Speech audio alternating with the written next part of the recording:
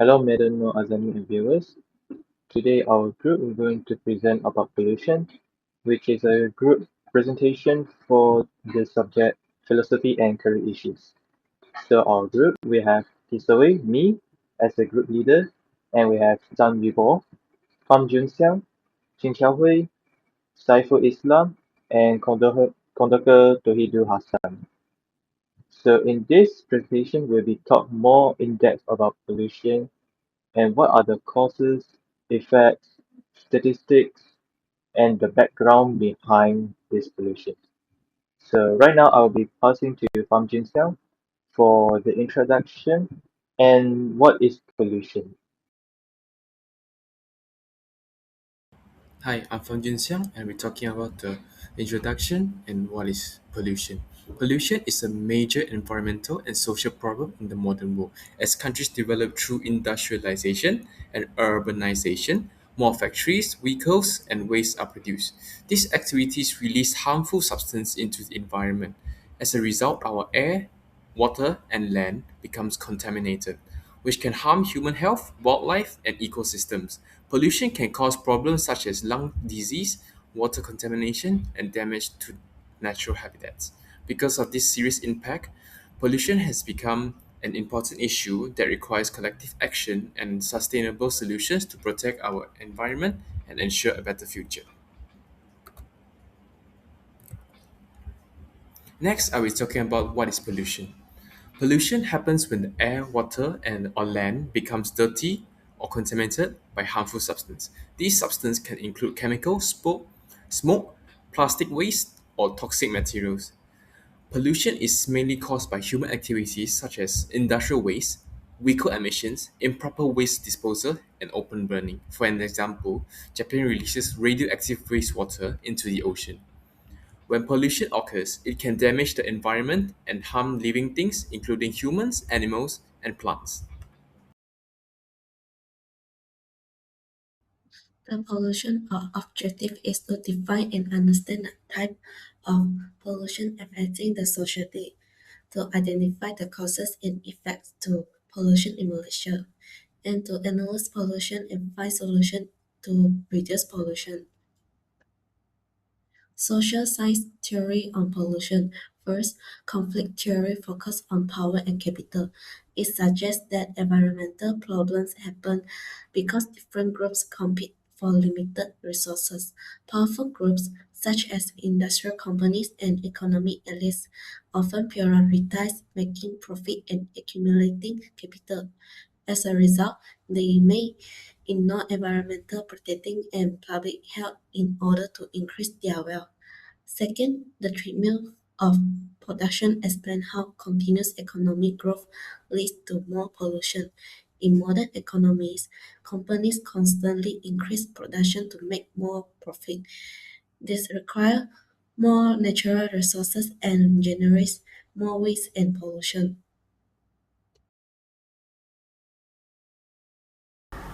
Cause of pollution. First, industrial discharge. This happens when factories release toxic waste into rivers without proper treatment. These chemicals contaminate water and harm aquatic life as well as people who depend on the river. A real example is the Sungai Kim incident in Johor in 2090, where illegal dumping caused serious health problems for nearby residents. Second, transportation emissions.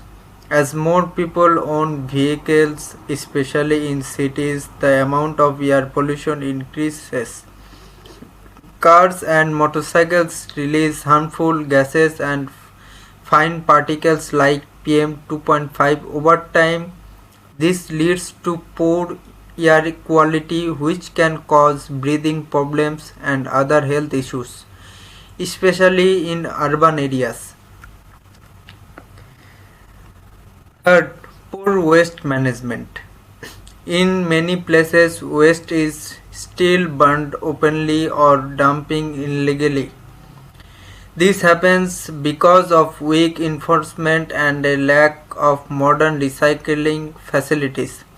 Open burning releases toxic smoke into the air and contributes to air pollution in climate change. Lastly, rapid urbanization. When people move from rural areas to cities, the population grows very fast. This increases the amount of household and municipal waste. Unfortunately, waste management system often cannot keep up with this rapid growth, leading to pollution problem. Impact on human health. The society pollution severely harms human health. PM 2.5 particles enter the bloodstream, increasing asthma, COPD, and heart disease, while also causing cognitive delays. Delays in children. It contributes to 9 million premature deaths yearly and shortens lifespans in industrial zones, creating a major public health crisis. Impact on illegal and economic. Ecologically toxic in water accumulate in the food chain, risking human health via seafood. Economically, pollution raises public health costs, reduces worker productivity, and requires massive funds. To clean up illegal dump sites like Sangha came straining national economies. Alright, so right now I'm going to present on the statistic on pollution. So in this presentation, we'll be looking at two statistics, which is air pollution and the river water quality. So we look about the air pollution first. So how we look at air pollution, we'll be determining air pollution by looking at the concentration of PM 2.5 particles. So this is a line graph of the concentration of PM 2.5 particles by 2018 to 2024. So based on this graph, we look at the normal air quality standard for PM 2.5 particles in Malaysia was 25 microgram per meter cube. So this line graph was based on the Environmental Quality Report 2024 and was published by the Department of Environmental Malaysia. So first of all, we look at 2018 to 2019 period. So on this, we look at the concentration is increases from 16 to 20. The reason behind this was the increases of human activities. So here are examples of the human activities, which is industrial activities and the transportation usage increases. So both of these are releases a lot of carbon monoxide gas and nitrogen gas. So that leads to a higher concentration PM2.5 particles. So right now we look at from 2020 to 2021. During this period, if we compare to 2020 to 2019, the concentration are decreased significantly from 20 to 12. The reason behind this is during 2020 and 2021, we have COVID-19 pandemic. During that time, government is announced the movement control your orders, which is MCO for short. So for this, what MCO does is that it restricted human activities. So because of this, the concentration are decreased significantly from 20 to 12 and increased ever so slightly to 13. So after that, we look at from 2022 to 2024. So during that period, the pandemic was heavily controlled, and because of this, the human activities are resumed. So due to this, higher human activities increases, and that leads to the higher concentration of PM2.5 particles. So that is the trend on the air pollution. Right now, we look at the river water quality itself. So this line graph and bar chart was also from the Environmental Quality Report 2024 was also published by the Department of Environmental Malaysia. So this is the graph from 2020 to 2024. So in this river water will be categorized as three things. One is clean river, slightly polluted river, and polluted, which also have their colors. Blue is clean, yellow is slightly polluted, and red is polluted.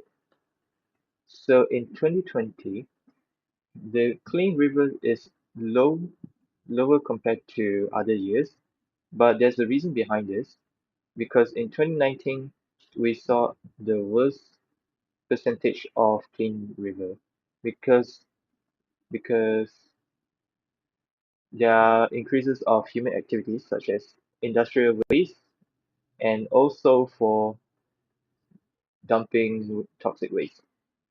And one example for this was the Sungai King incident in 2019, which some of the industrial dumping all the toxic waste and due to it the river is polluted.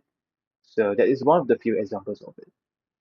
So in 2020 is in recovery action, so therefore the lower percentage of clean river. So if we compare to 2020 to 2021, the percentage is increases from 66% to 73%. That sees a slightly improvement of it on the clean river, while the slightly polluted are, and the polluted are decreases. During that period was also the period of pandemic COVID-19, as we said before on the statistic on air pollution. During that time, restricted human activities, which leads to lesser industrial waste and lesser dumping toxic waste, and that leads to higher percentage of clean river. So from 2022 to 2024, the clean river are slightly reduced, but if we look at the slightly polluted side, the percentage are increases from 22 to 24, and by 2023 to 2024, it increases by 1%. So the reason behind this was also during that time the pandemic was controlled and the restriction of human activities was banned. So it makes that lesser restriction for human activities, and that leads to increases of the industrial waste and toxic waste. So that leads to higher percentage of the slightly polluted river.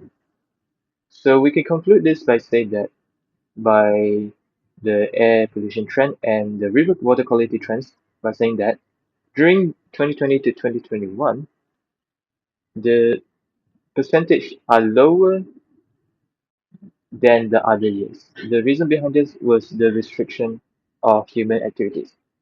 We can also say that human activities have a relationship with the pollution. So human activities leads to pollutions. So that's it for the statistic part. Right now I will be passing to Saiful for group reflection and conclusion by this. Now about the group reflection. Our group learned that pollution is a serious issue that mainly caused by human and industrial activities. It affects the environment and human health. By increasing awareness and practicing the 5R principles, everyone can help create a cleaner and more sustainable future. Conclusion. Pollution in Malaysia is a serious issue that affecting to the health, the environment and the economy. It is mainly caused by industrial activities, vehicle emissions and poor waste management. Pollution is also shows social inequality where vulnerable communities face greater risks. Solving this problem requires to stronger policies, responsible industries and public awareness. Thank you.